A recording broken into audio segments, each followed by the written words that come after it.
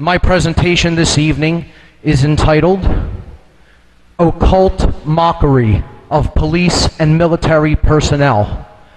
And this is who I am speaking to. Okay, the audience will get much from understanding this knowledge, but I am directing this to the police and the military of every country on this planet. George Orwell, author of the book 1984, said, "If liberty means anything at all, it means the right to tell people what they do not want to hear." So this information may be a bit unpleasant, but I would hope that most will not go into this modality, which I call emotional mind control. And this is responding to information which makes one feel unpleasant by rejecting the veracity of that information. And that is a very, very powerful form of mind control. Because something may make you feel bad does not mean that it is untrue. Kierkegaard said there are two ways to be fooled. One is to believe what isn't true. The other is to refuse to accept what is true. There is such a thing as truth. It exists. We can come to know it. And these are the only two reasons that humanity suffers, that we undergo self-inflicted suffering, is because we either believe that which is not true or we refuse to accept that which is. This information is occult. It has been occulted from the view of most people. Occult, as Jan Irvin said earlier, comes from the Latin verb occultare, meaning to hide, to conceal, or to keep secret. It is simply hidden information. Hidden knowledge is what ultimately keeps this planet under control, under mind control.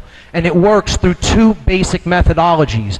The first is hierarchy, or a chain of command. The second is compartmentalization, meaning each area being kept distinct from the other, and the other area not knowing what the other one is actually doing, so you don't see the interlocking pieces of the agenda. Occultists are the rulers of this planet, plain and simple. And they are dark occultists. Okay, so the education system has become a poisoned stream as well, and they've all been indoctrinated. Indoctrination, it's another word for training. And we don't train people. We hopefully try to educate people, but we train animals. You know, that's what they're being done when they go to basic training. Another form of mockery.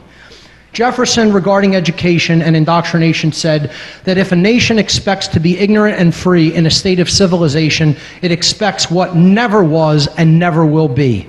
You cannot be ignorant and free. These are the antitheses of each other. Okay? That's a complete oxymoron. Ignorance and freedom do not exist in a state of simultaneous existence. Another reason why this country is going into bondage, if we don't wake up and stop being hoodwinked. Hoodwinked is what these people are. They're blindfolded, and we need to be the purveyors of light to take this information out, to understand it well enough that you can rationally and logically explain it to another person. This is what happens when the human brain is in a state of balance. On the left, a holistically balanced brain. When it is in a state of imbalance, the neocortex shows a pattern like that, and that is electrical deadness of the brain. Generally, that form of electrical deadness, of synaptic damage from chronic left brain hemispherical imbalance, is caused by high levels of adrenaline pumping through the central nervous system. Well, when we think about high levels of adrenaline, that brings us to these two groups of people. There is a lot of physical brain damage that has taken place. Make no mistake about it. And I'm going to talk about how the dark occultists who own these people, own them, feel about them, or as you will see, don't feel anything at all about them. As a matter of fact, they are the most mocked individuals on the planet. If you think that they have contempt for the general sleeping public, you haven't seen anything.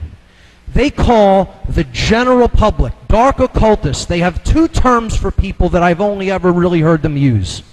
They call the general sleeping public the dead.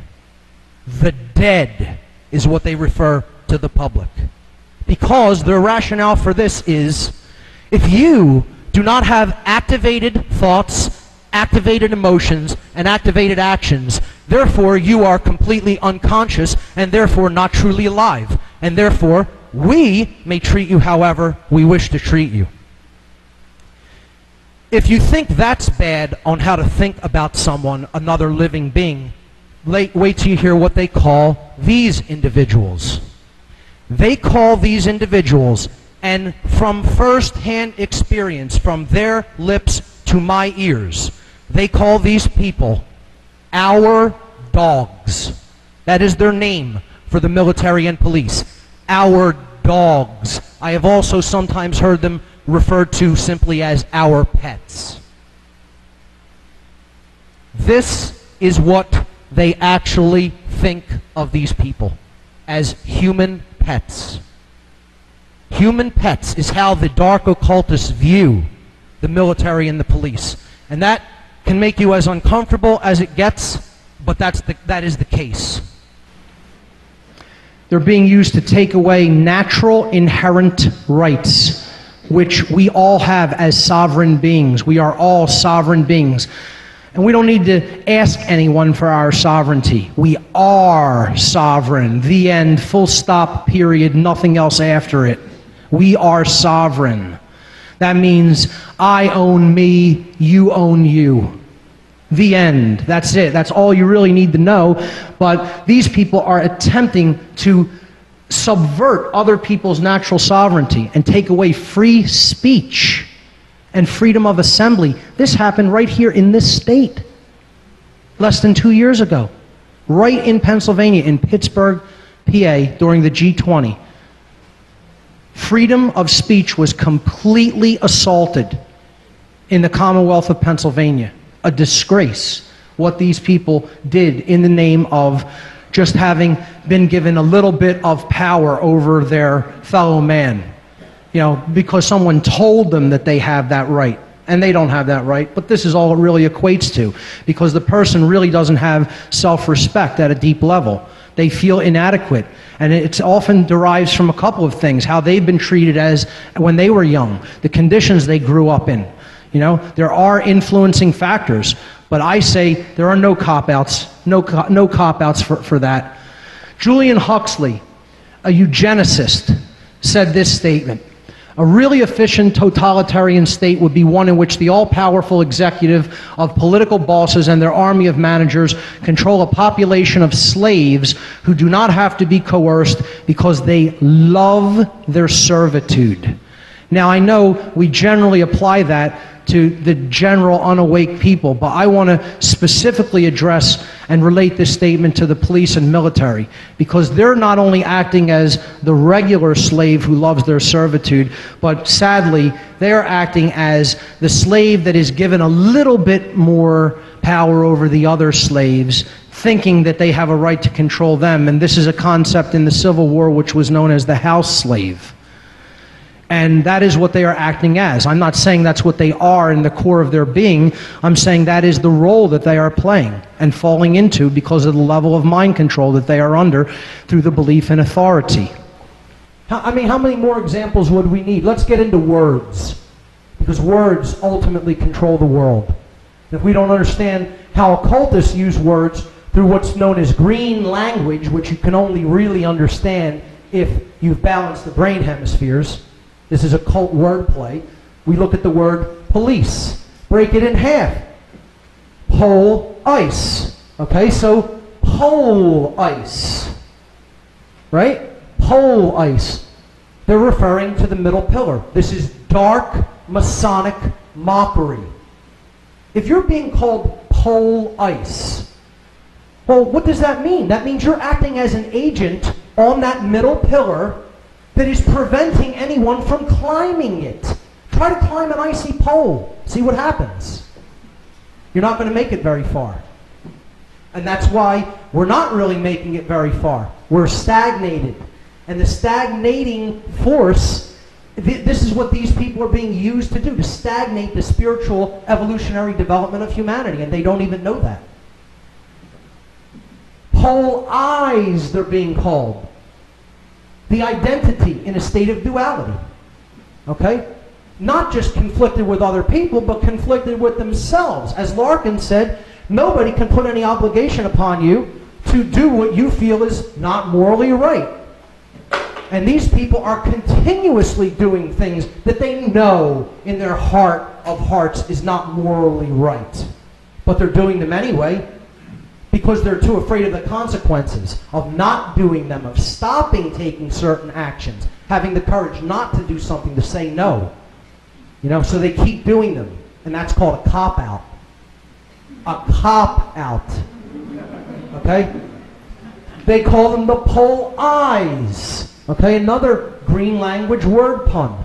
All right? Because they're seeing things in duality, not in the unity consciousness. And here's what the Bible has to say on unity consciousness of the one eye. The light of the body is the eye. Therefore, when your eye is single, your whole body is full of light. But when your eye is dual, your body is full of darkness. From the Gospel of Luke. After looks, the light. Okay? Officer. Well, they're police, but they're police officers. This one is even more overt. An off-eye sir. Off-eye sir. Just break the letters down. An off-eye seer. Off-eye seer.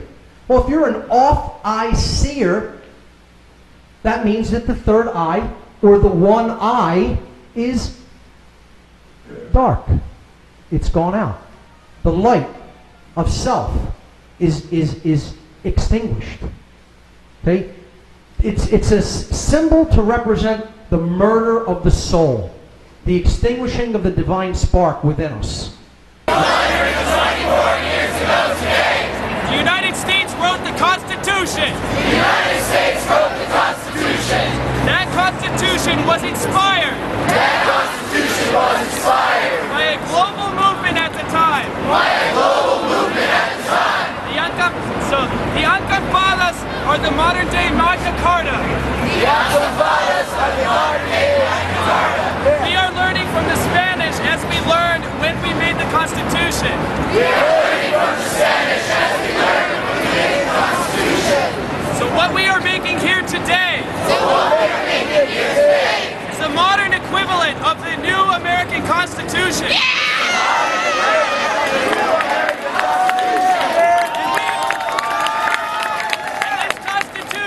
And this Constitution will continue to evolve. As we are doing right now. And will continue to build. As we continue to occupy this space. And let us tell the world. That we are a piece of the heart of the world now beating. That we need their support. Because this is a global movement.